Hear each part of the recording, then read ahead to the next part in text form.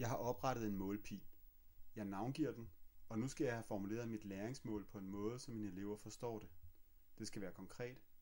Noget både de og jeg skal kunne vurdere, i hvor høj grad de lærer. Jeg lægger op til, at mine elever ikke kun skal vide, hvordan man laver en personkarakteristik, men også får en forståelse for, hvad sådan et værktøj kan have betydning for deres eget liv. For eksempel ønsker jeg, at de kobler arbejdet med den litterære tekst til deres egen søgen efter en identitet og deres eget behov for at læse andre mennesker i hverdagen. Herefter skal jeg omsætte mit mål i 3 niveauer af målopfyldelse, hvor niveau 3 er det højeste.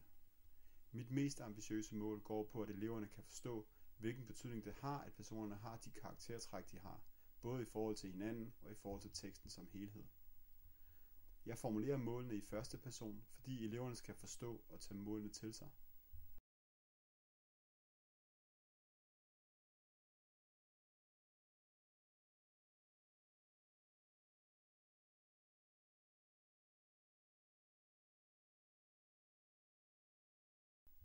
På niveau 2 skal eleven kunne se, at hovedpersonen i en roman oftest vil udvikle sig gennem forløbet.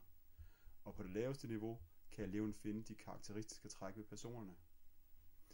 Bemærk, at jeg skal have alle eleverne til at koble til mit kompetencemål. De skal alle sammen forstå, hvordan arbejdet med romanens figurer har relevans i forhold til identitet.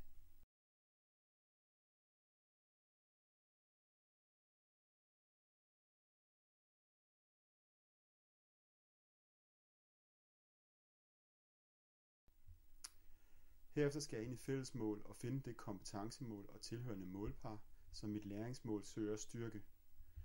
Inde i menuen Tilføj fællesmål skal jeg først vælge trinforløb.